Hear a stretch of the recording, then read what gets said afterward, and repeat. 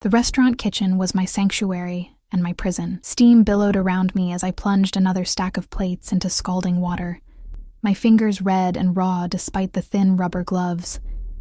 The cacophony of shouts from the line cooks, clinking glasses, and the steady thrum of expensive conversation from the dining room created a familiar white noise that had become the soundtrack of my existence.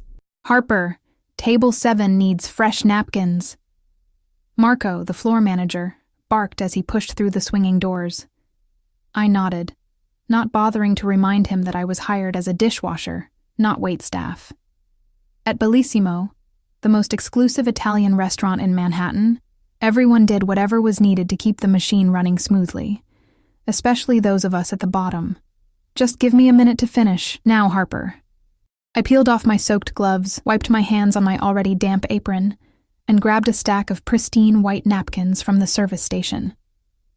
My reflection caught in the polished steel of the refrigerator door, stringy blonde hair hastily pinned back, dark circles under eyes that had once been bright, a smudge of something on my cheek.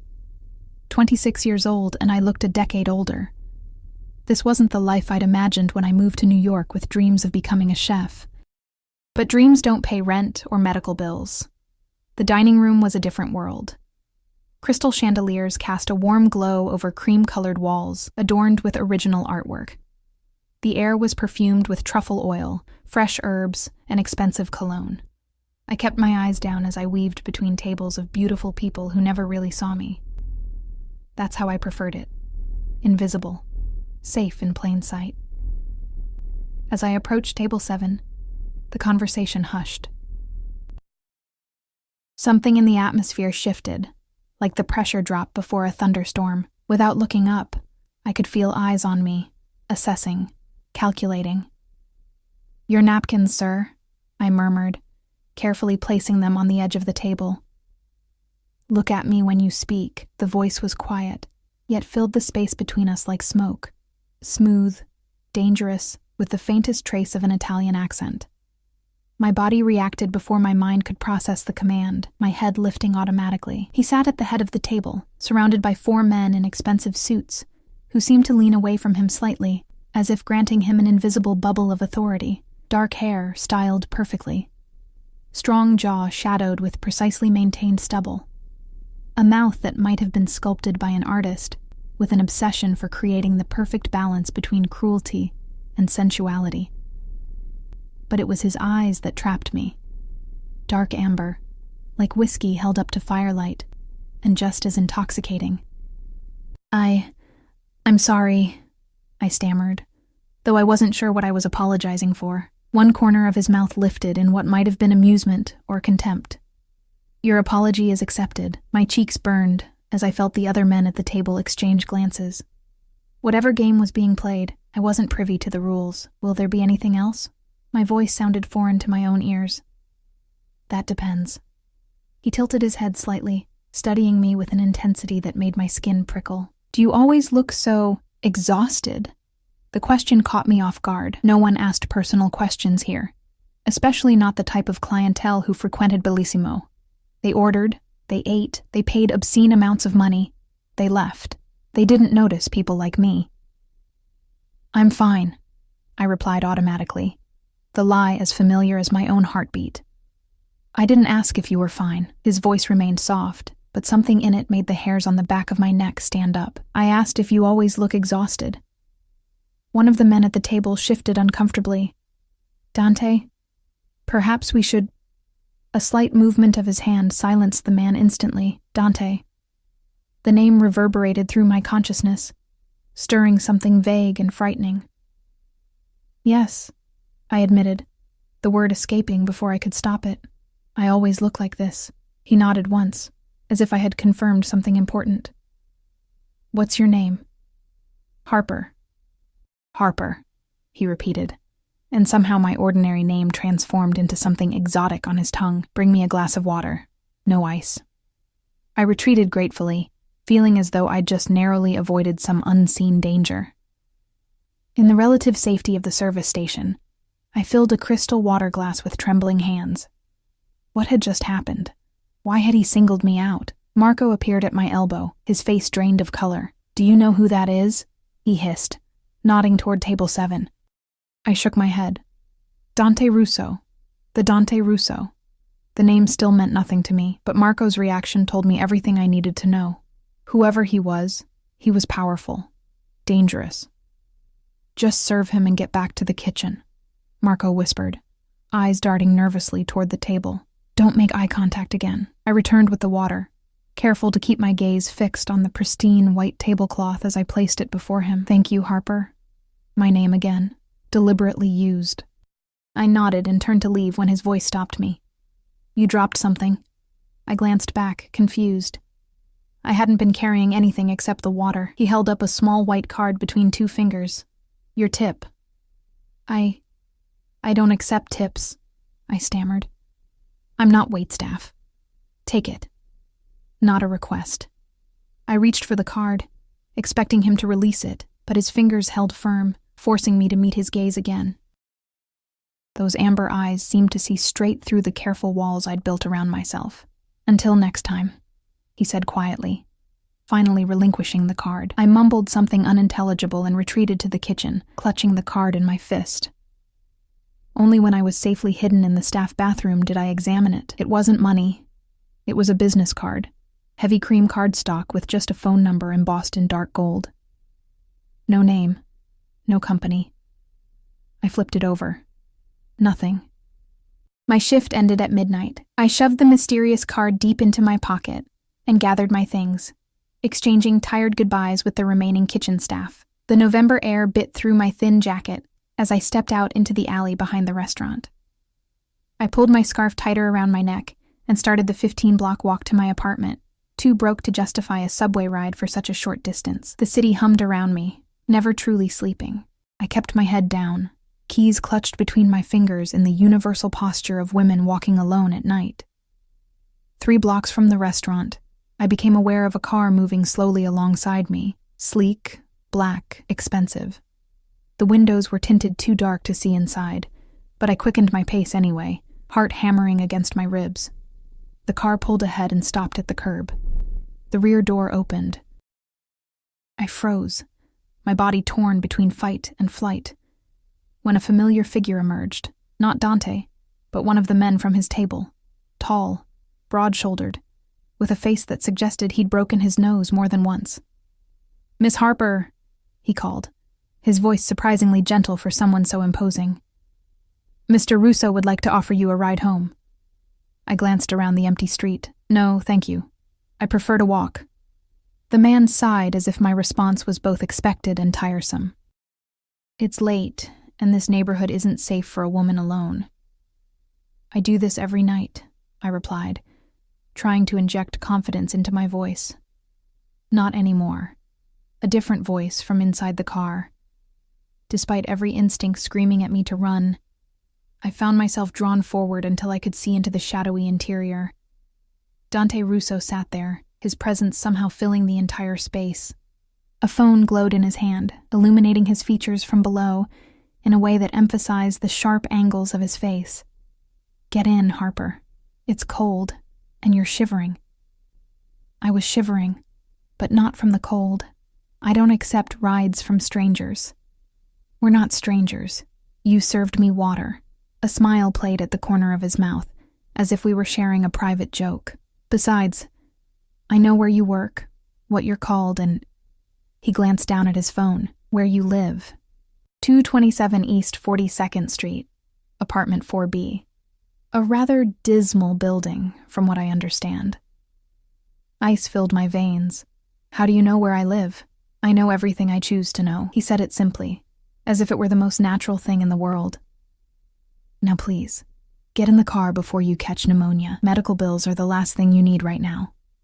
The casual reference to my financial situation sent another chill through me. How much did he know? Why was he interested in me? And most importantly, did I have any real choice in the matter? I looked again at the man holding the door, at his expressionless face, and the slight bulge under his jacket that suggested he was armed, then back to Dante, who waited with the infinite patience of someone unaccustomed to being refused. "Just a ride home," I said finally. "Nothing else." "Just a ride," he agreed, sliding over to make room. The interior of the car was warm and smelled of leather and something woodsy. His cologne, I realized. The door closed behind me with a soft, expensive thunk, sealing me in with him. The privacy divider was up, leaving us alone in the back seat as the car pulled smoothly away from the curb. "You seem nervous," he observed after a moment of silence. "I don't usually get into cars with men I just met." Wise policy. He turned slightly toward me, one arm stretched along the back of the seat. "Tell me, Harper, why do you work at Bellissimo?" The question seemed innocent enough. "I need the money." "Everyone needs money. Why that particular restaurant?" I shrugged, uncomfortable under his scrutiny. "They hired me." "You're not trained as a dishwasher." It wasn't a question, but I answered anyway. "No. I came to New York to be a chef. Things didn't work out. Because of your father's medical bills." I jerked my head toward him, alarm coursing through me. "How do you—" As I said, "I know what I choose to know." He studied me for a long moment. "You're drowning, Harper. Working 60 hours a week and still barely keeping your head above water. Sending most of your money to a hospice in Ohio that's providing care your father's insurance won't cover." My mouth went dry. "Why are you doing this? Why me?" The car slowed to a stop, and I realized with surprise that we were already outside my building. Dante didn't immediately answer, his eyes moving over my face as if memorizing each feature.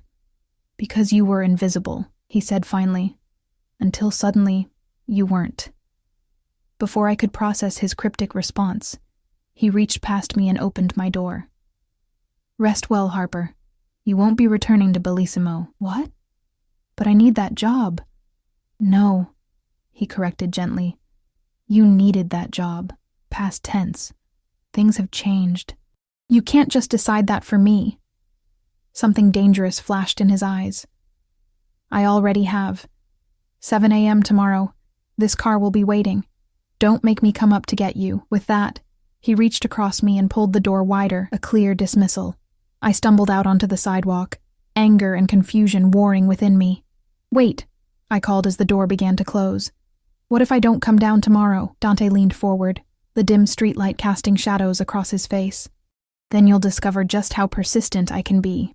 The door closed, and the black car melted back into the night traffic, leaving me alone with questions that burned like fire in my mind. What had just happened? What did he want from me? And why did I feel, with absolute certainty, that my life had just irreversibly changed? I climbed the 4 flights to my apartment, each step heavier than the last. Inside the cramped studio that consumed half my monthly income, I collapsed onto my second-hand couch and pulled out the cream-colored card he'd given me. The gold numbers seemed to shimmer in the dim light, like a key to a door I wasn't sure I wanted to open. Whatever game Dante Russo was playing, I was now a piece on his board, and I had the sinking feeling that he never, ever lost. Sleep evaded me that night. I tossed and turned in my narrow bed, Dante Russo's amber eyes haunting me whenever I closed my own. By the time weak morning light filtered through my threadbare curtains, I had cycled through every emotion: fear, anger, curiosity, and a disturbing undercurrent of anticipation that I refused to acknowledge. The rational part of my brain screamed that I should call Marco, beg for my job back, and pretend last night never happened. But something deeper, more primitive, knew it was already too late. When Dante Russo said he would be persistent, it hadn't been a threat. It had been a simple statement of fact. At 6:50 a.m., I stood at my window, peering down at the street. No black car yet. I had dressed carefully in the best clothes I owned. Black pants that were only slightly faded, a cream blouse I'd found at a thrift store that still had its original tags, and my one pair of decent shoes. My hair was pulled back in a neat ponytail, face scrubbed clean with the barest hint of mascara. Whatever Dante wanted, I wouldn't appear desperate or intimidated. At precisely 7 o'clock, the sleek black car slid to a stop in front of my building. Not a minute early or late. The message was clear. Dante Russo controlled even time itself. I took a deep breath, straightened my shoulders, and headed downstairs. No one was holding the door open this time. I hesitated on the sidewalk, wondering if I should just walk away, when the rear window lowered. "Good morning, Harper." Dante's voice carried across the space between us, smooth and commanding even in its quietness. He wore a different suit today, charcoal gray with a subtle pinstripe, a crisp white shirt open at the collar. No tie. The casual elegance made him seem more approachable, which I suspected was intentional and entirely misleading. "You said you'd come up if I didn't come down," I said, remaining where I stood. "That sounds like coercion." A ghost of a smile touched his lips. "I prefer to think of it as motivation. Are you going to stand on the sidewalk all morning?" "That depends on where we're going and why." "Breakfast," he replied simply. "And then I have a proposition for you." "I don't need charity." His expression hardened slightly. "Don't insult me, Harper. I don't do charity." The ice in his tone made me shiver, despite the morning sun warming my back. I had offended him, I realized. Something that was probably unwise. "I apologize," I said stiffly. "But I still don't understand what you want from me." "Understanding requires information, which I'm prepared to give you over breakfast." He pushed open the door. "Unless you'd prefer to continue this conversation on the street where my driver can hear every word." I glanced at the front of the car, where the same broad-shouldered man from last night sat watching us in the rearview mirror. With a sigh of resignation, I slid into the back seat. "Smart choice," Dante murmured as the car pulled away from the curb. The interior smelled of him, that woodsy cologne mixed with something uniquely masculine. It was disorienting to be so close to him in the morning light, where I could see the flecks of gold in his eyes, the tiny scar at the corner of his right eyebrow, the way his stubble was slightly darker along his jawline. "You're staring," he observed, amusement coloring his voice. I quickly looked away. "I'm trying to figure you out. And what have you concluded? That you're used to getting your way, that you're dangerous, that I should probably be running in the opposite direction." He laughed then, a rich sound that seemed to fill the confined space. "All true. Yet here you are. Here I am," I echoed, suddenly aware of how surreal this situation was. 24 hours ago, I had been anonymous, invisible. Now I was in the back of a luxury car with a man whose very presence radiated power and danger in equal measure. We drove to the Upper East Side, stopping in front of a nondescript building with no signage. A doorman in an understated black suit opened Dante's door with a respectful nod. "Good morning, Mr. Russo. Giovanni." Dante acknowledged him with a slight inclination of his head. "We'll be in the private dining room." "Of course, sir. Everything is prepared as you requested." I followed Dante through a discreet entrance and into a small, elegant restaurant that wasn't open to the public. That much was obvious from the absence of staff, except for a single waiter who materialized silently to lead us to a secluded room at the back. The space was intimate, with just one table set for two, by a window overlooking a small courtyard garden. Fresh flowers perfumed the air, and soft classical music played from hidden speakers. Dante pulled out my chair, an oddly gentlemanly gesture that caught me off guard. I sat, immediately aware of the plush comfort of the chair, the quality of the linen tablecloth, the weight of the silver cutlery. This was wealth beyond ostentation, the quiet, assured kind that had no need to announce itself. "Coffee?" he asked as the waiter poured from a silver pot. I nodded, watching as the dark liquid filled my cup. "Thank you." We sat in silence until the waiter departed, closing the door behind him. Dante studied me over the rim of his cup, his gaze so intense I had to resist the urge to squirm. "You have questions," he stated finally. "About 1,000,000 of them," I replied. "Starting with, who are you really, and why am I here?" He set down his cup with deliberate care. "I am exactly who Marco told you, Dante Russo. As for what that means," he paused, considering his words. "I have interests in various businesses throughout the city. Real estate, import or export, private security, entertainment." The vague description told me nothing and everything at once. I wasn't naive. Growing up in a small Ohio town didn't mean I was completely sheltered. I'd watched enough movies to read between the lines. "You're in the Mafia," I said flatly. His expression didn't change, but something dangerous flickered in his eyes. "That's a rather outdated term." "Is it inaccurate? Let's say I'm a businessman who operates outside certain constraints." "A criminal, then." His jaw tightened almost imperceptibly. "Careful, Harper. There are questions you don't want answers to." The warning was clear, but something reckless had taken hold of me. If you're trying to frighten me, it's working. But I still deserve to know why I'm sitting here instead of washing dishes at Bellissimo. Dante regarded me for a long moment, then surprised me with a genuine smile that transformed his entire face, making him look younger, almost boyish. You have courage. I like that. The waiter returned with plates of food I hadn't ordered, delicate crepes with fresh berries, eggs Benedict with perfectly poached eggs, crispy bacon, and toast so light it practically dissolved on my tongue when I finally gave in to the hunger gnawing at my stomach. To answer your question, Dante continued once we were alone again, you're here because I need someone with your particular skills. I nearly choked on my coffee. My skills as a dishwasher? Your skills as a chef. The statement caught me completely off guard. How did you? I told you. I know what I choose to know. He cut into his eggs with surgical precision.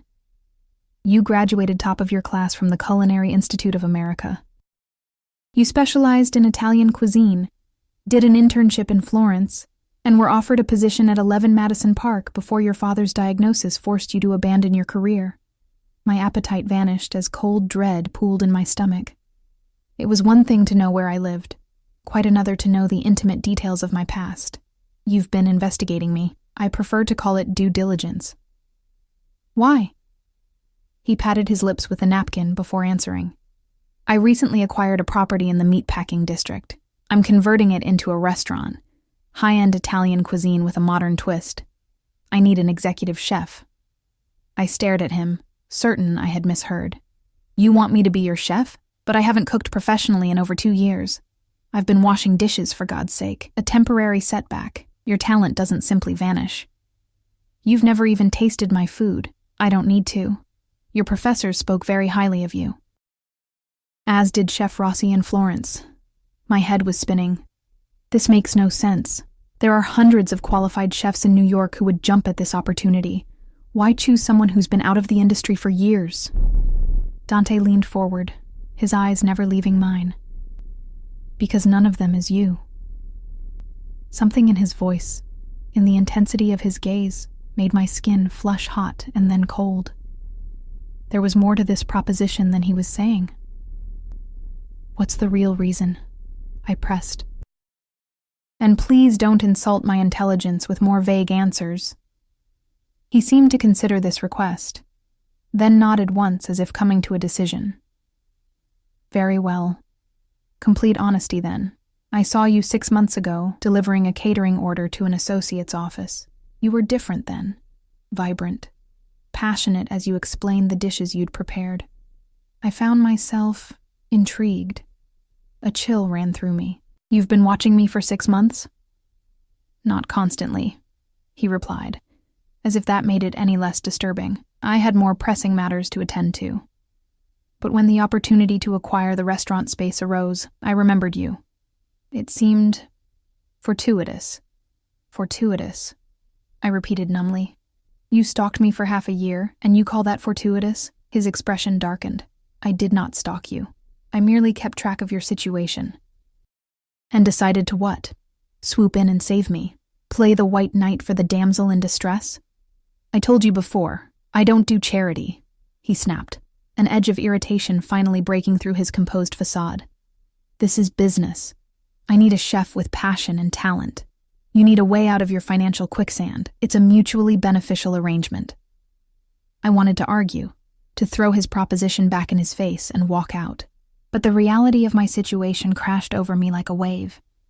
My father's hospice care cost more each month than I could possibly earn washing dishes. I was drowning in debt, one missed payment away from disaster. What exactly would this job entail? I asked finally. The tension in his shoulders eased slightly. You would have complete creative control over the menu. State-of-the-art kitchen, top-quality ingredients, a skilled staff at your disposal. The salary would be substantial. How substantial? He named a figure that made me grip the edge of the table for support. It was more money than I'd ever imagined earning, enough to cover my father's care with plenty left over. And what's expected of me in return, besides running your kitchen?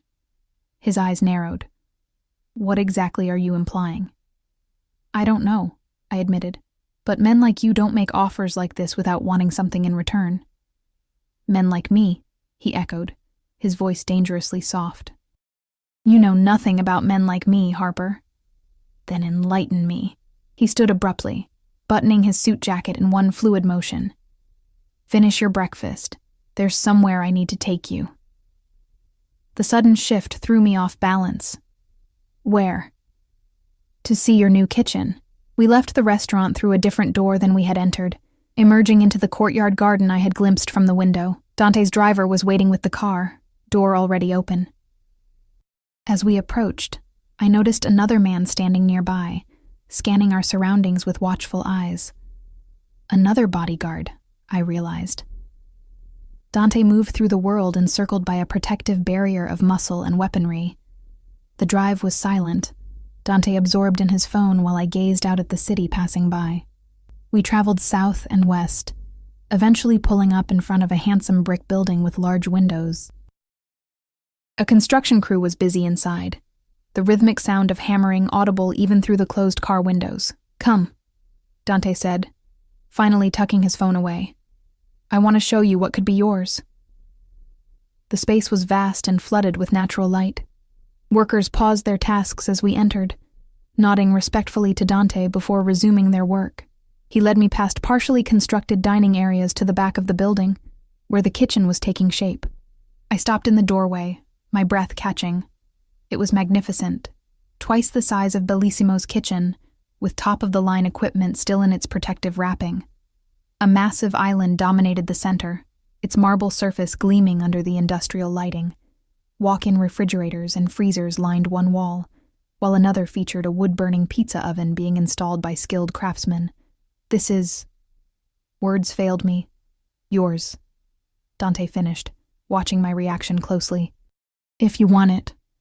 I ran my fingers along the edge of the island, imagining myself working here, creating the kind of food I'd dreamed of since I was a child, watching my Italian grandmother roll pasta dough at our kitchen table. The yearning was so intense it was almost painful. Why me? I whispered, voicing the question that had been haunting me since his proposition. The real reason. Dante moved closer, his presence enveloping me like a shadow. Because when I saw you all those months ago, I recognized something in you, a fire. The same fire that burns in me. His voice dropped lower, and because since that day, I haven't been able to get you out of my mind. The confession hung in the air between us, raw and unexpected. I turned to face him, finding myself closer than I'd anticipated, close enough to see the flecks of gold in his eyes, to feel the warmth radiating from his body. That's not a business reason, I said quietly. No, he agreed.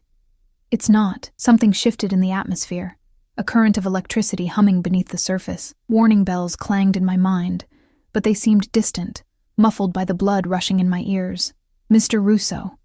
A voice broke the moment, pulling us apart. One of the bodyguards stood in the doorway, his expression carefully neutral. The contractor needs your input on the bar design. Dante's jaw tightened almost imperceptibly before he nodded. I'll be right there. He turned back to me. Think about my offer, Harper. Take all the time you need. He reached into his pocket and produced a set of keys, pressing them into my palm. His fingers lingered against mine, warm and firm. The address is on the tag. Come here anytime, day or night. The security team knows to expect you. I haven't said yes yet, I reminded him.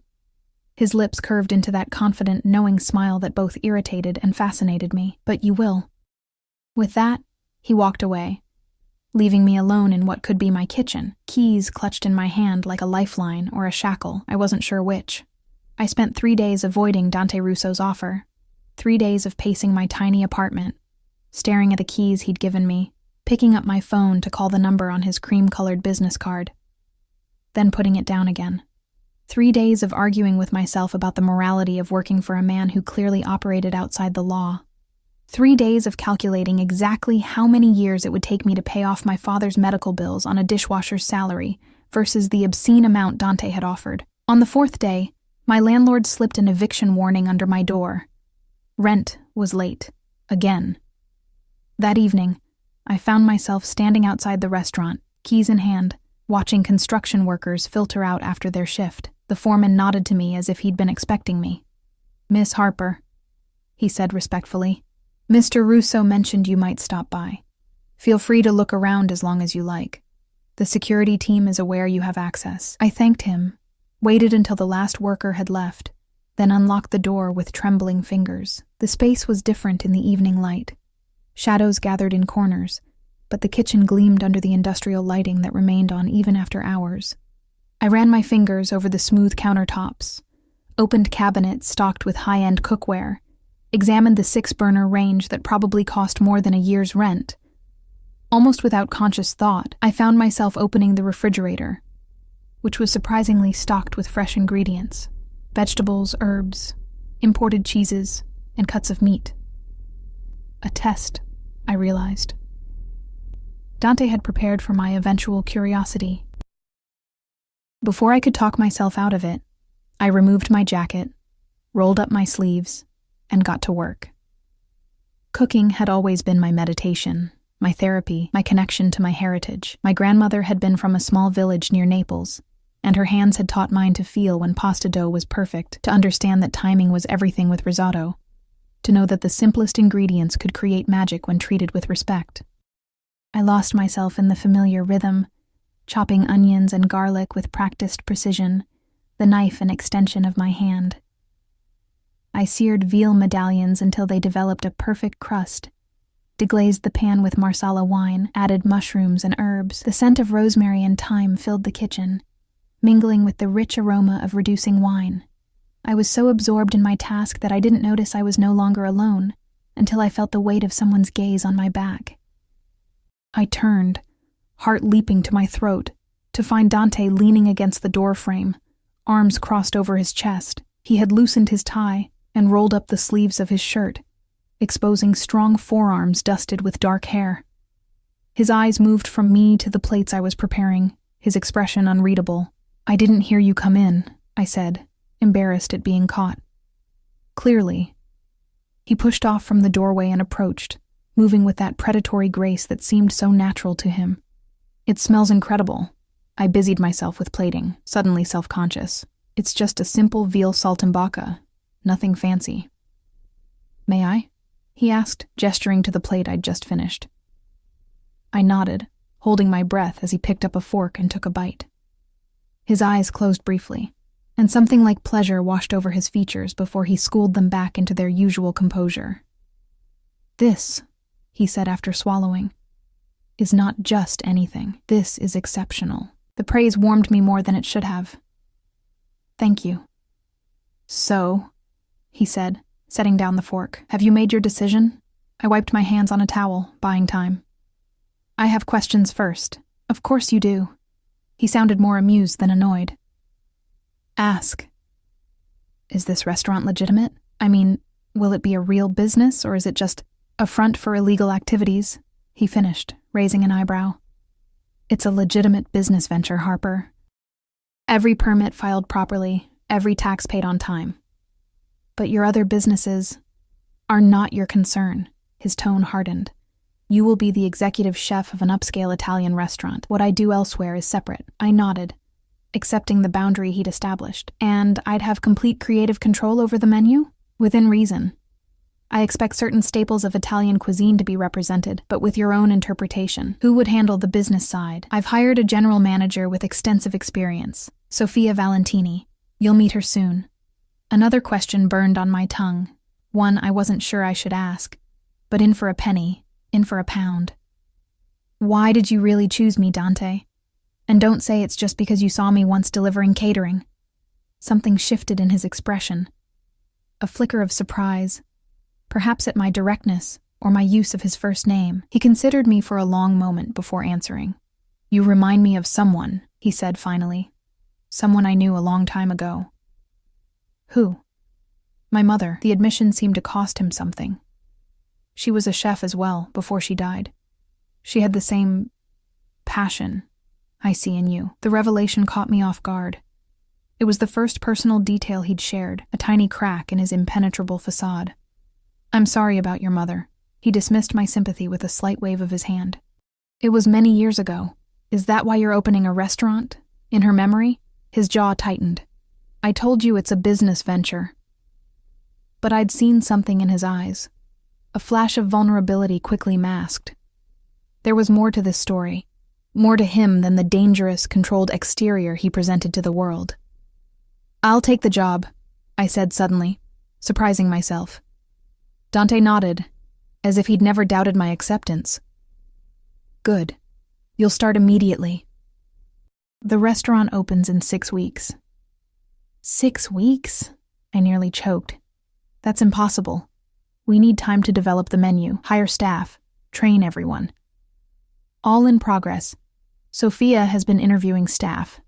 I've secured commitments from the best sous chefs in the city. All that was missing was you. My head spun with the implications.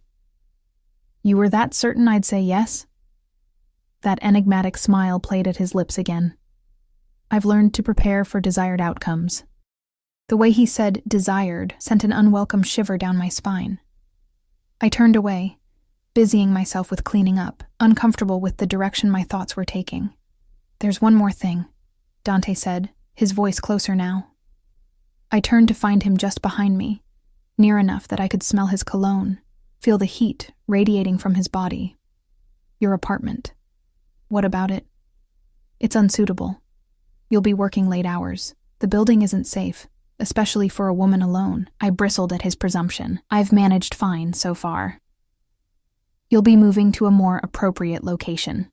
It wasn't a suggestion. I can't afford a better place, even with the salary you're offering.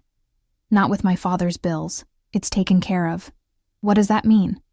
It means, he said with exaggerated patience, that I own a building in Chelsea. There's a vacant apartment on the 5th floor.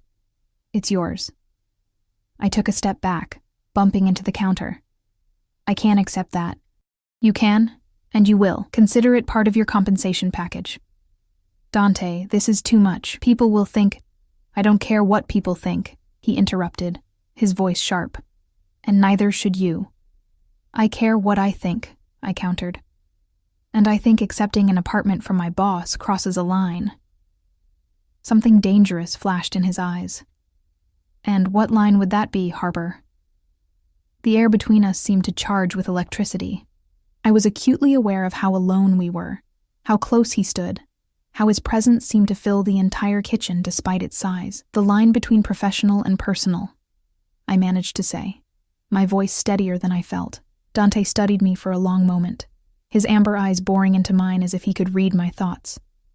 Finally, he stepped back, giving me room to breathe. Very well. The apartment will be leased to you at market rate, with the cost deducted from your salary. Will that satisfy your professional boundaries? It was a concession, albeit a small one. I nodded, not entirely trusting my voice. Good. You'll move in tomorrow. My security team will assist with your belongings. He checked his watch. A sleek timepiece that probably cost more than my entire life's savings. It's late. I'll drive you home. The offer, or command, brooked no argument. I cleaned up quickly, covering the remaining food and storing it in the refrigerator. Dante watched me work, his gaze a physical weight on my skin. Outside, his driver waited with the now familiar black car.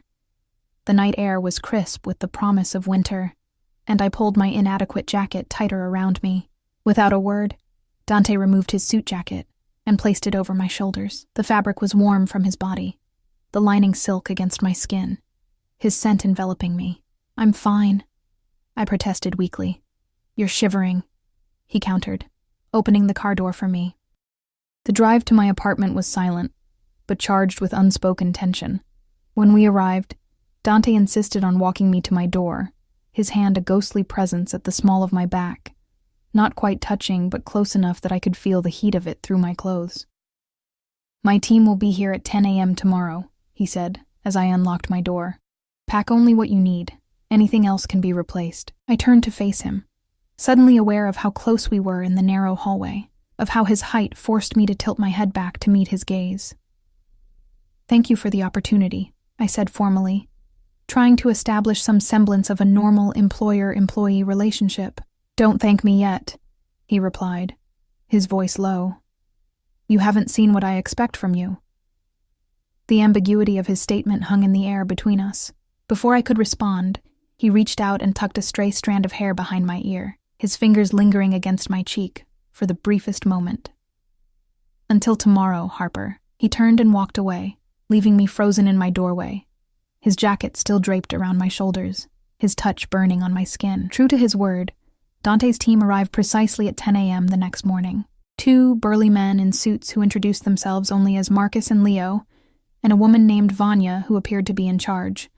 They worked with military efficiency, packing my meager possessions into boxes and loading them into a van.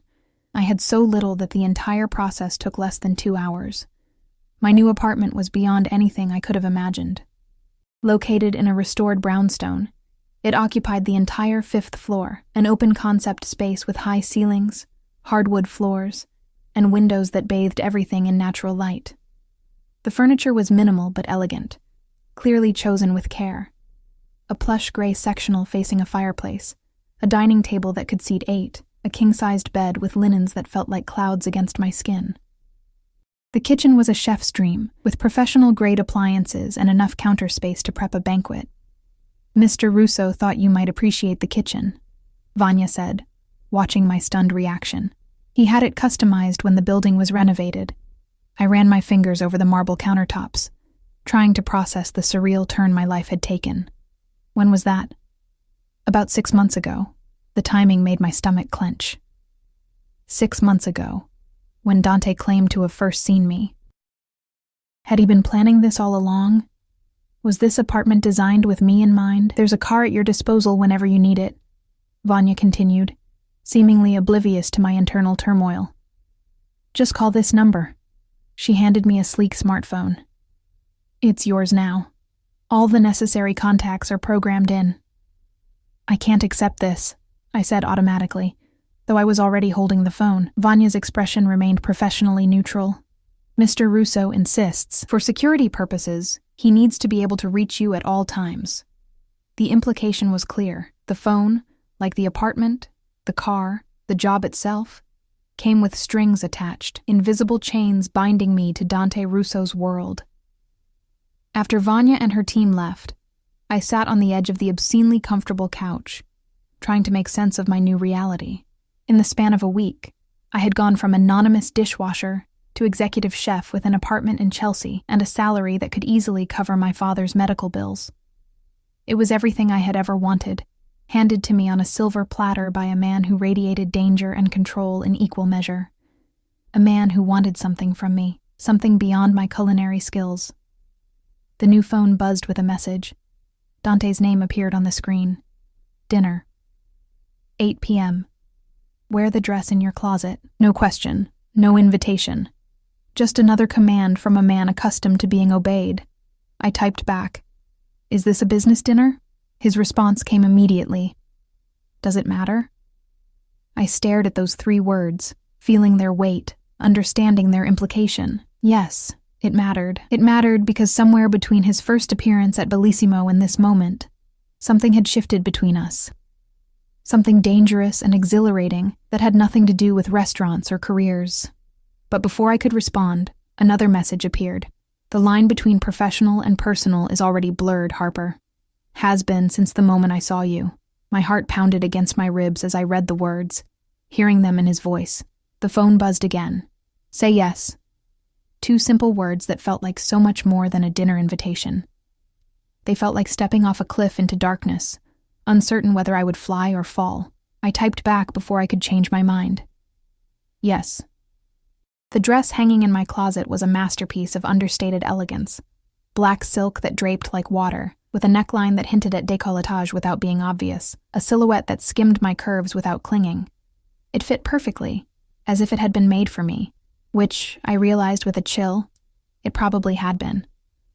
Next to it hung a pair of Louboutin heels, and a delicate gold necklace with a small teardrop pendant. I didn't want to think about how Dante knew my shoe size, or how he had guessed exactly what style of jewelry I would choose for myself.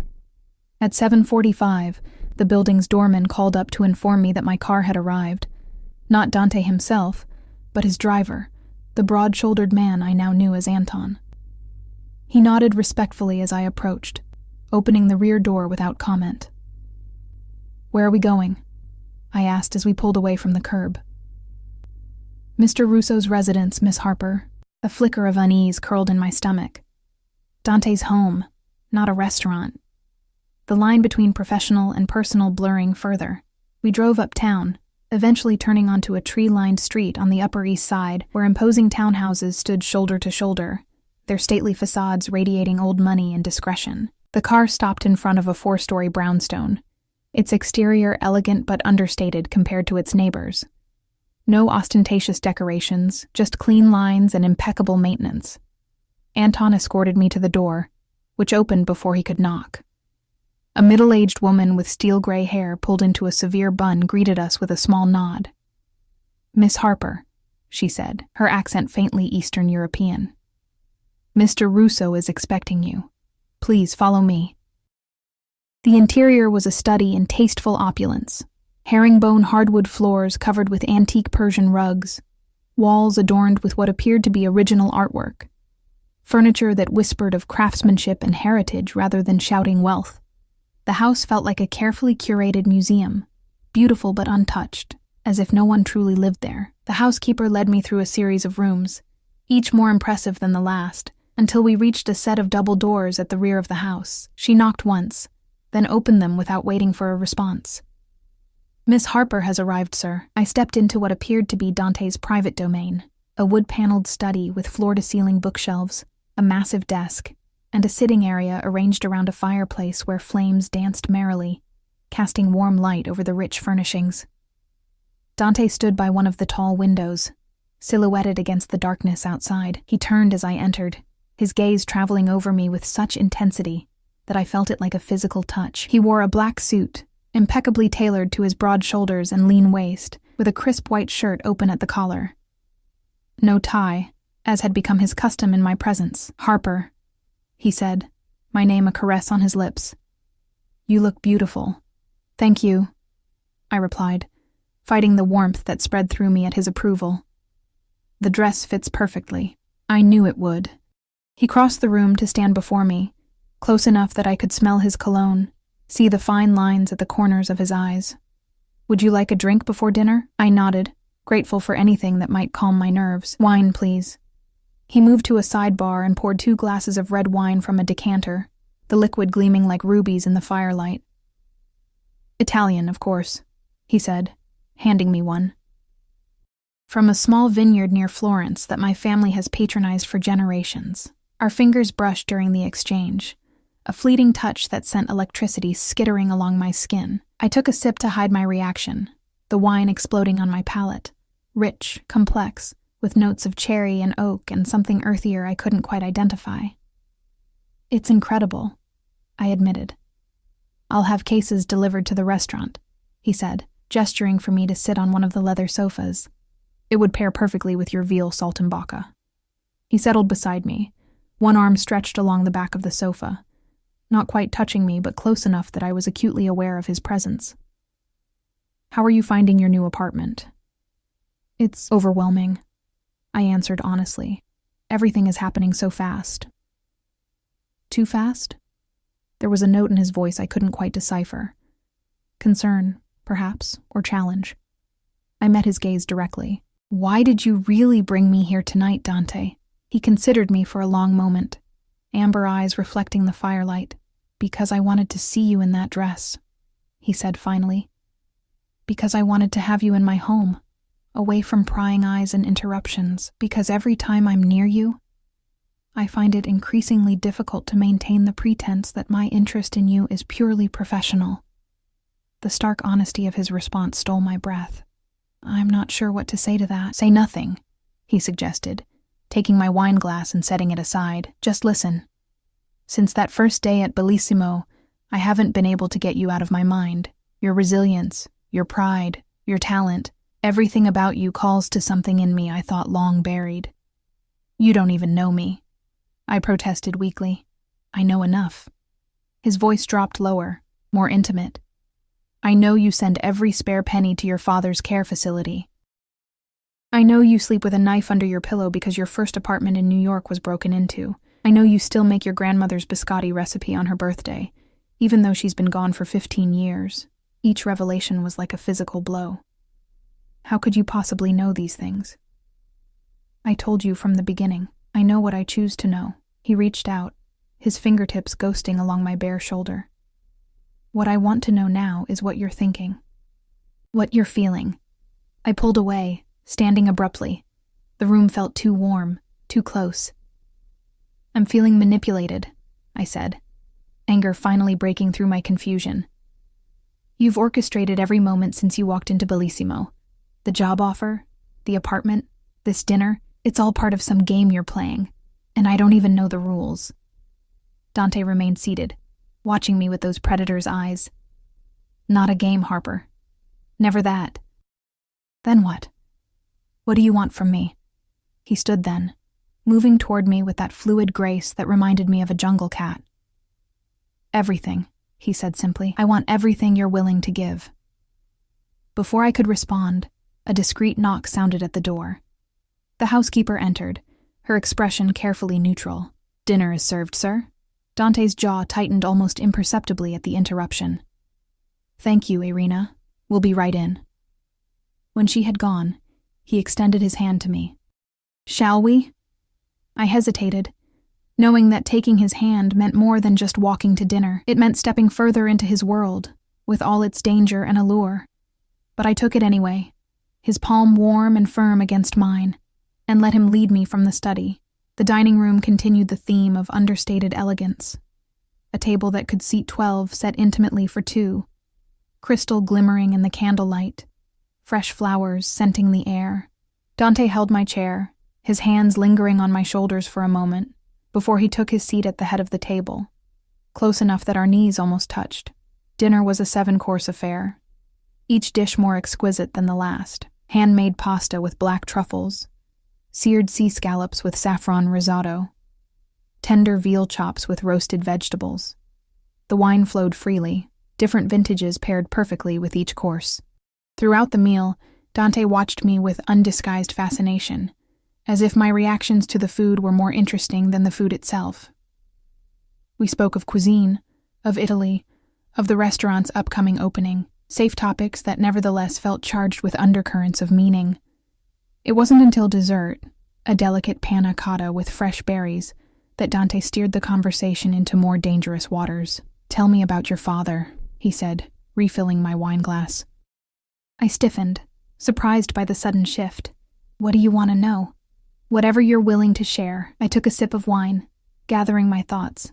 He was a high school English teacher in Ohio. Loved literature, especially Shakespeare. Raised me alone after my mother left when I was 3. The memories were bittersweet. He was diagnosed with early-onset Alzheimer's 4 years ago. It progressed, quickly. And that's why you abandoned your career. It wasn't a question, but I nodded anyway. The medical bills piled up. Insurance covered the basics, but not the specialized care he needed. So I came home from Florence, took whatever jobs I could find, and ended up washing dishes at Bellissimo. It paid the bills, barely. Dante's expression darkened. You deserved better. Life isn't about what we deserve, I countered. It's about what we can endure. An admirable philosophy, but unnecessarily fatalistic. He leaned forward, his gaze intense. Your father's care facility, Oakwood Gardens in Cleveland, they've been accommodating? A chill ran through me. How do you know where my father is? Answer the question, Harper. They're fine, I said cautiously. Understaffed, like most places, but they treat him well. Dante nodded, seemingly satisfied. Good, because as of yesterday they've received funding for additional staff and an expanded memory care unit. Your father will be moved to a private suite with round-the-clock nursing. I nearly dropped my wine glass. What did you do? I made a donation, he said casually, as if we were discussing the weather. A substantial one, earmarked specifically for Alzheimer's care. Why? My voice was barely above a whisper. Because it matters to you. His gaze held mine, unflinching. And you matter to me. The enormity of what he had done, what it meant, crashed over me like a wave. This wasn't just about a job, or an apartment, or even attraction. This was something deeper, more possessive, more dangerous. I can't accept this, I said, fighting to keep my voice steady. It's too much. Controlling. His expression hardened. I'm not controlling you, Harper. I'm removing obstacles. Obstacles to what? To us. The word hung in the air between us, laden with implications. I stood abruptly, my chair scraping against the hardwood floor. There is no us, Dante. There's you, orchestrating everything, and me, caught in your web. He rose as well, his height forcing me to tilt my head back to meet his gaze. Is that truly how you see this? As entrapment? What else would you call it? I demanded. You've systematically taken over every aspect of my life in less than a week. My job, my home, even my father's care. What's next? Will you decide what I eat, what I wear, who I speak to? Something dangerous flashed in his eyes. Be very careful, Harper. Or what? I challenged, recklessness born of wine and emotion making me bold. You'll fire me? Evict me? Withdraw your donation to my father's care facility? In one fluid motion, Dante closed the distance between us, his hands gripping my upper arms, not painfully but firmly enough that I couldn't easily pull away. I would never use your father as leverage, he said, his voice low and intense. Never. Do you understand me? I nodded, momentarily stunned by the vehemence in his tone. Everything I've done has been for you, not to control you. His grip softened, one hand moving to cup my cheek. Yes, I want you, but not as a possession or a puppet. I want your fire, your spirit, your defiance. His thumb traced the curve of my lower lip, the touch sending shivers racing along my spine. Tell me to stop, he murmured, his face inches from mine. Tell me you feel nothing, and I'll have Anton drive you home this instant. You'll keep your job, your apartment, and your father's care will remain secured, no strings. I should have said it. Should have ended whatever this was before it consumed me entirely. But as I looked into his eyes, I couldn't form the words, because the truth was, I did feel something, a dangerous, exhilarating pull toward this man who had upended my life. I can't tell you that, I whispered. It was all the permission he needed. His lips claimed mine with a hunger that stole my breath, his arms encircling me, pulling me against the hard planes of his body. I responded with a fervor that surprised even me, my fingers tangling in his hair. A soft moan escaping my throat, the kiss deepened, becoming something primal and consuming. Dante backed me against the dining room wall, his body caging mine, one hand sliding down to grip my hip while the other cradled my head. I could feel his heart thundering against my chest, matching the frantic rhythm of my own. When we finally broke apart, both breathing heavily, his eyes had darkened to the color of burnished gold. Tell me you want this, he demanded, his voice rough with desire. Tell me you want me. I want you, I admitted, the truth torn from somewhere deep inside me. God help me. I do. A triumphant smile curved his lips before he captured mine again, this kiss slower, but no less intense. His hands roamed my body, leaving trails of fire in their wake, as his mouth moved to my neck, my shoulder, the sensitive spot below my ear that made me gasp. Dante, I breathed, clutching at his shoulders as my knees threatened to give way. He lifted his head, his gaze burning into mine. Say it again, he commanded. My name. Dante. I repeated, loving the way it felt on my lips, the way his eyes darkened further at the sound. He swept me into his arms in one fluid motion, carrying me from the dining room toward a staircase I hadn't noticed before. I should have protested, should have insisted on slowing down, but his warmth, his scent, the solid strength of him against me silenced all rational thought.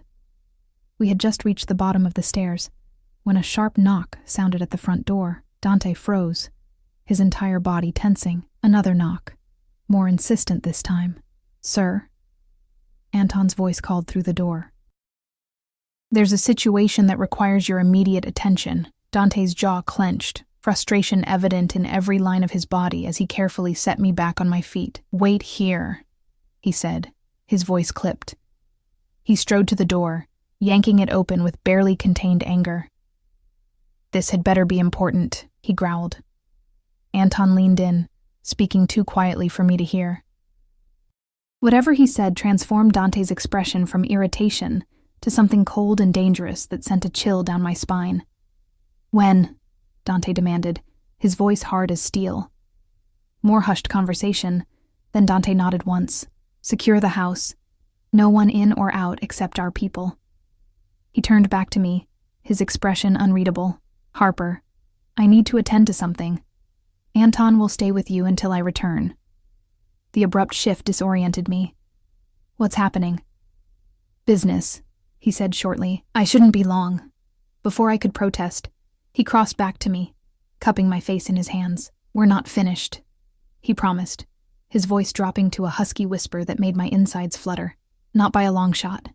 He pressed a hard, possessive kiss to my lips, then was gone, leaving me alone with Anton, who studiously avoided my gaze. "Mr. Russo suggested you might be more comfortable in the library, Miss Harper," he said formally. "If you'll follow me?" I trailed after him, confusion and arousal warring within me. The library was another beautifully appointed room, with comfortable leather chairs and books lining every wall. Anton left me there with a decanter of brandy and strict instructions not to leave the room under any circumstances.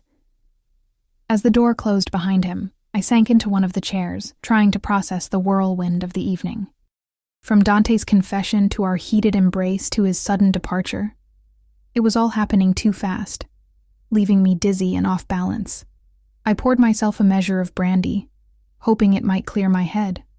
As I sipped the amber liquid, my gaze wandered over the books surrounding me, noting with surprise the diversity of subjects: philosophy, history, art, literature in multiple languages. Dante Russo was clearly more than the dangerous criminal I had initially assumed. Something on his desk caught my eye. A silver frame, the only personal item in the otherwise meticulously organized space. I rose and crossed to examine it, curious about what Dante would choose to display. It was a photograph of a beautiful woman, with Dante's amber eyes, standing in a sunlit kitchen, flour dusting her hands as she smiled at the camera. His mother, I realized, the chef he had mentioned. She looked happy, vibrant, full of the same passion he had recognized in me. As I set the frame back on the desk, I noticed a folder lying open beside it. The name on the tab made my blood run cold. Harper Mitchell. My hands shook as I lifted the top page. It was a detailed report on my life, my education, my employment history, my financial situation, even my medical records. Pages of surveillance photos followed. Me leaving Bellissimo, shopping for groceries, visiting a coffee shop. My entire existence documented with clinical precision, but it was the final page that made my heart stop. A police report from 5 years ago, detailing the arrest of a man named Michael Davis for drunk driving and vehicular manslaughter. The victim, Elena Russo, Dante's mother, and beneath it, a handwritten note in precise, angular writing. Connection confirmed. Subject is daughter of Raymond Mitchell, English teacher who provided false alibi for Davis, resulting in reduced charges. Surveillance continues. The brandy glass slipped from my nerveless fingers, shattering on the hardwood floor as the terrible truth crashed over me. This was never about me, my cooking, or any attraction. This was about revenge. Dante Russo had orchestrated every moment of our interaction, from my job at Bellissimo to tonight's dinner, as part of an elaborate scheme to punish my father for something he'd done years ago, and I had fallen for it completely. I stood frozen beside Dante's desk, my mind racing to process this devastating revelation. The man who had swept into my life and transformed it completely. The job, the apartment, the attention, even my father's care. It had all been a calculated move in a revenge plot I hadn't even known existed. My father, the gentle English teacher who quoted Shakespeare and taught me to cook my grandmother's recipes, had apparently provided a false alibi that helped the man who killed Dante's mother escape proper justice. And now, Dante was using me to, what? Punish my father? Get close enough to exact some final vengeance? The sound of footsteps in the hallway jolted me into action. I quickly replaced the folder, positioning it exactly as I had found it, and hurried back to my chair, kicking the shards of broken glass under the desk. My hands trembled as I poured another measure of brandy into a fresh glass, trying to compose myself before the door opened. But it wasn't Dante who entered. It was Irina, the housekeeper, her severe expression softening slightly when she saw me. "Miss Harper, Mr. Russo called to say his business will take longer than anticipated. He has asked me to prepare a guest room for you." "That won't be necessary," I said, amazed at how steady my voice sounded. "I'd prefer to go home." Irina frowned. "Mr. Russo was very clear that you should remain here until his return." Of course he was. Now that I understood his true motives, his controlling behavior made perfect sense. I was a chess piece in his game, and he wouldn't want me leaving the board. "I'm afraid I insist," I said, standing. "Please have Anton bring the car around." The woman hesitated, clearly torn between my wishes and her employer's commands. "I will speak to Anton," she said finally. "Please wait here." As soon as she left, I moved swiftly to Dante's desk and took out my phone, quickly photographing the contents of my file. Evidence of his deception, his true motives.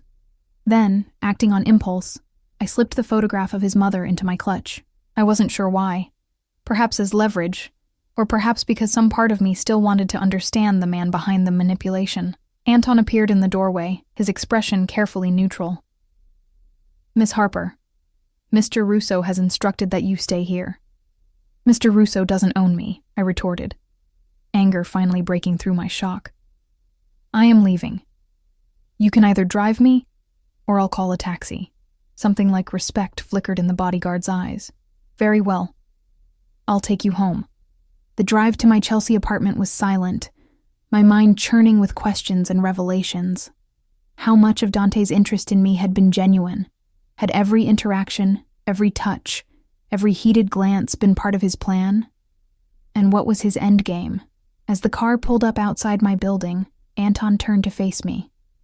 "Miss Harper," he said quietly, "I feel I should warn you. Mr. Russo does not take defiance well." "Is that a threat?" "An observation," he replied. "Be careful." I hurried up to my apartment, locking and chaining the door behind me. Only then did I allow the tears to come, hot and angry, as I paced the beautiful space that now felt like a gilded cage. Everything around me, the furniture, the kitchen, the clothes in my closet, all of it tainted by Dante's deception. My phone buzzed with an incoming call. Dante. I let it ring through to voicemail. It immediately rang again and again. After the fourth call, a text message appeared. "Answer your phone, Harper." I typed back, "Leave me alone." 3 dots appeared, disappeared, then reappeared. "I'm coming over." Panic surged through me. I didn't want to face him, not yet. Not until I understood everything. I needed answers from the one person who might have them, my father. I dialed the number for Oakwood Gardens, fingers trembling. It was past visiting hours, but the night nurse had always been kind to me. "Margaret, it's Harper Mitchell. I need to speak to my father. It's urgent." "Harper, honey, it's nearly midnight." Margaret's voice was gentle but concerned. "Your father was quite agitated earlier. We had to give him something to help him sleep. Please," I begged. "I wouldn't ask if it wasn't important." There was a long pause, then a sigh. "All right. Give me a few minutes to see if I can wake him." While I waited, I paced the apartment, mind racing. I needed to know the truth before confronting Dante. I needed to understand what my father had done and why. "Harper." My father's voice was slurred with medication and confusion when he finally came on the line. "Is something wrong, sweetheart? Dad?" I said, fighting to keep my voice steady. "I need to ask you about something that happened 5 years ago. A man named Michael Davis. You provided an alibi for him after he was involved in a car accident." Silence stretched across the line, so long I thought we'd been disconnected. Then I heard a soft, broken sound. My father crying. "How did you find out?" he whispered. My heart sank. "So it's true. Not the way you think?" His words were halting, confused. Some days he was lucid, his old self shining through the fog of his disease. Other days he was lost in time, unable to recognize me. Tonight he seemed caught somewhere in between. Michael was my student. Troubled boy, brilliant writer. "Dad, Focus. The accident. The woman who died. Elena, he murmured, and the familiar way he said the name sent a chill through me. Beautiful Elena. You knew her? I asked, stunned. Loved her, he replied, the simple declaration stealing my breath. We were meeting in secret. Her husband, dangerous man, controlling. She was leaving him. The pieces began to fall into place, forming a picture more complex and heartbreaking than I had imagined. Dad, what happened that night? Michael borrowed my car, took it without permission. I was with Elena at her studio. She was a chef, had this little test kitchen above her restaurant. His voice drifted, lost in memory. When I heard about the accident, that she was dead, I couldn't think straight. The police came asking questions.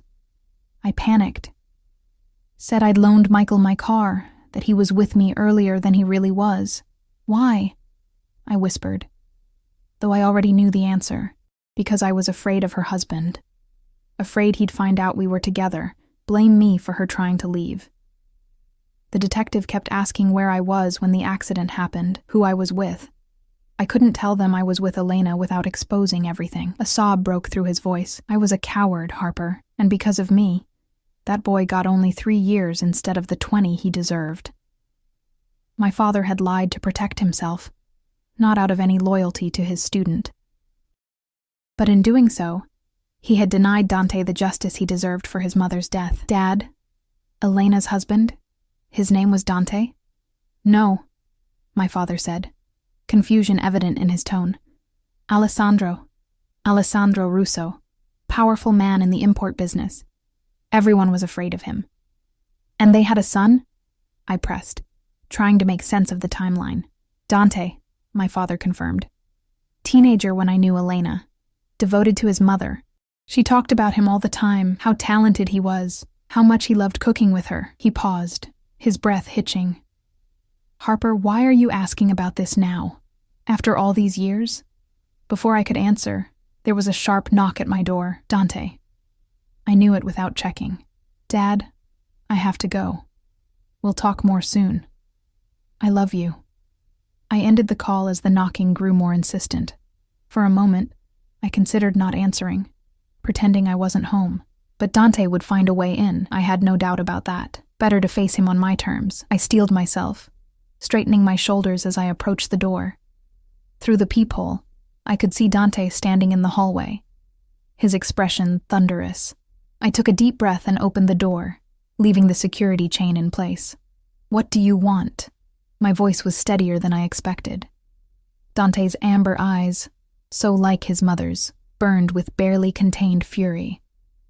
Let me in, Harper. No. Say what you came to say from there, his jaw clenched. You went through my personal files. And you've been investigating every aspect of my life for months, I countered. Planning your revenge on my father by using me. Something shifted in his expression. Surprised, perhaps, that I had put the pieces together so quickly. It's not that simple. Then explain it to me, I demanded. Explain how using me to get to my father is anything but manipulation and revenge. Dante ran a hand through his hair, a rare gesture of frustration that cracked his composed facade. Let me in, Harper. I don't want to have this conversation in the hallway. Against my better judgment, I closed the door, removed the chain, and reopened it. Dante stepped inside, his presence immediately filling the apartment. He looked different than he had at dinner. His tie was loosened, his hair slightly disheveled, as if he'd been running his hands through it repeatedly. Did you know who I was when you came to Bellissimo that night? I asked, keeping my distance. Yes. No hesitation. No attempt to lie. I've known about you for years, and everything since then. The job, this apartment, my father's care. It was all to, what, get close enough to hurt him through me? Dante moved to the window, looking out at the city lights. Initially, yes, he admitted, his back to me. I wanted Alessandro to pay for what happened to my mother, but he died 3 years ago, heart attack. I was left with no one to blame, no way to find justice. He turned, his eyes finding mine. Until I discovered that the teacher who provided the false alibi had a daughter, a chef, like my mother. The parallel wasn't lost on me. So you decided to use me instead. That was the plan. His voice was flat, emotionless. Get close to you, make you depend on me, then reveal the truth about your father. Watch everything crumble around you, the way it did for me when I lost her. A cold feeling settled in my chest. And now? Is that still the plan? Dante crossed the room in 3 long strides, stopping just short of touching me. Everything changed the moment I saw you in person, he said, his voice dropping to that intimate register that had always affected me so powerfully. The way you moved, the fire in your eyes when I challenged you, you were nothing like I expected. And that made a difference? It made all the difference. His hand rose as if to touch my cheek, then dropped when I flinched away. I still wanted to be close to you, but the motivation changed. I found myself wanting to know you. The real you. Not just the image I'd constructed as Alessandro's revenge. Your father, I said, the pieces clicking into place. That's whose business you took over. The family business isn't just a euphemism. A ghost of a smile touched his lips. Perceptive. Yes, Alessandro built the organization I now run. When he died, I inherited everything. His business, his wealth, his enemies, and his vendetta against my father. That too. Dante's eyes held mine, unflinching. But somewhere along the way, Harper, you became more important than the vendetta. Tonight, when we were together, there was no plan, no manipulation, just you and me. I wanted to believe him. Despite everything, despite the lies and manipulation, some part of me responded to the raw sincerity in his voice. But I couldn't simply forget the file, the surveillance photos, the calculated way he had inserted himself into my life. I spoke to my father tonight, I said, watching Dante carefully. He told me something interesting, that he and your mother were having an affair. That she was planning to leave your father for him. Dante went completely still, shock evident in every line of his body. That's a lie, he said. But uncertainty had crept into his voice. Is it? He knew details about her test kitchen above the restaurant, how she loved cooking with you. He called her beautiful Elena with such tenderness. No. Dante shook his head, denial etched on his features. She would have told me if she was unhappy, if she was planning to leave. Would she? If she was afraid of your father? If she was trying to protect you? Dante sank onto the sofa, the weight of this new perspective visibly crushing him. It doesn't change what your father did, he said finally. He still lied to protect himself. Because of him, the man who killed my mother served only 3 years. I know, I acknowledged, taking a seat across from him. What my father did was wrong, cowardly, but he's paying for it now, in his own way, losing himself piece by piece to a disease that will eventually erase everything he ever was. Silence stretched between us, heavy with unspoken thoughts and emotions. Finally, I reached into my clutch and withdrew the photograph I had taken from his desk. I took this, I admitted, holding it out to him. I shouldn't have, but I wanted to see her, to understand. Dante took the frame, his fingers brushing mine in the exchange. He stared at his mother's smiling face, grief etched in the lines of his own. She taught me to make pasta when I was 5, he said softly. Said my hands knew instinctively how to feel when the dough was perfect. Just like yours do. The simple personal memory touched me more than any of his grand gestures. This was the real Dante, not the calculating manipulator or the dangerous mafia boss, but the son who had loved his mother, who had lost her too soon. I can't be part of your revenge, Dante, I said gently. I won't be used to hurt my father no matter what he did. And if that's no longer what I want? He looked up, his eyes vulnerable in a way I'd never seen before. If what I want now is just you, Harper, not as a pawn or a means to an end, but as the woman who reminds me that there can be passion and purpose beyond vengeance. My heart stuttered in my chest. I don't know if I can trust that. Trust you. Then let me earn your trust, he said, leaning forward, intensity radiating from him. No more secrets. No more manipulation. Just us, building something real together. And my father. Dante's jaw tightened, but he nodded slowly. His care continues. regardless of what happens between us. That's not leverage. It's atonement. For both our father's sins. I studied him, searching for any sign of deception. But all I saw was raw honesty, vulnerability, and something that looked remarkably like hope. The restaurant, I said. Was that real, or just part of the plan? It started as part of the plan, he admitted. But it's become something more. A tribute to my mother, yes, but also a beginning for us, if you still want it. Did I? Could I possibly build something meaningful with a man who had entered my life under such false pretenses? A man whose world was so different from anything I had known before? As if reading my thoughts, Dante reached for my hand. This time, I didn't pull away. I'm not asking you to forgive me immediately, he said, his thumb tracing circles on my palm. I'm asking for a chance to show you who I really am. Not Alessandro's son seeking revenge. Not the man who orchestrated our meeting. But the man I've become since knowing you.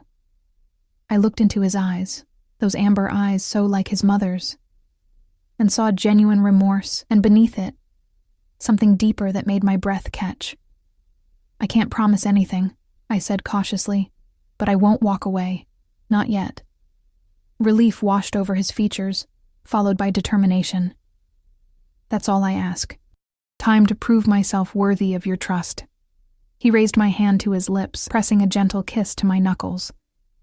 The gesture was simple, but weighted with promise, of honesty, of effort, of a future neither of us had anticipated when this strange journey began. The restaurant opens in 6 weeks, I said, finding solid ground in the practical. We have a lot of work to do, Dante smiled, a genuine smile that transformed his face, making him look younger, unburdened. We do, he agreed. Partners? The word hung between us, laden with meaning beyond business. I hesitated only a moment before nodding. Partners. 6 weeks later, I stood in the gleaming kitchen of Eliana's, named for Dante's mother, directing my staff with the confidence I had once thought lost forever. Through the service window, I could see the dining room filling with New York's elite, eager to experience the city's most anticipated restaurant opening of the year. Dante appeared at my side, impeccable in a charcoal suit, his eyes warm as they met mine. Ready? The weeks since that night in my apartment had been a delicate dance of rebuilding trust, of learning each other's truths rather than assumptions.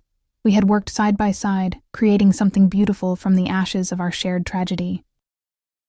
And along the way, something unexpected had bloomed between us. Something real, based on mutual respect and understanding rather than manipulation or revenge. I was still cautious, still learning to trust him completely. But each day brought new revelations.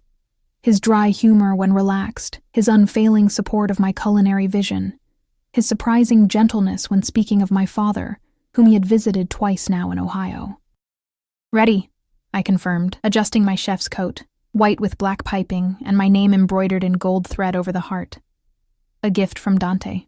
He leaned in, pressing a brief, tender kiss to my lips. Then let's begin. As I turned to my staff, calling out final instructions before our first service, I caught sight of our reflection in the polished steel of the refrigerator. Dante and me, standing shoulder to shoulder, both of us finally visible to each other in all our complex, flawed humanity. It wasn't a perfect ending. There were still scars to heal, trust to rebuild, demons to face. But it was a beginning, honest and real in a way that nothing between us had been before, and for now, that was enough. For the first time in years, I felt truly alive, no longer invisible, but seen, valued, and chosen, not as a pawn in someone else's game, but as the woman I had always been beneath the exhaustion and struggle, the woman Dante had ultimately recognized beyond his own blinding need for revenge. And as I stepped forward to begin the first service at Eliana's, I knew that whatever came next, whatever challenges we faced individually or together, we would face them exactly as we stood now. Partners in the truest sense of the word.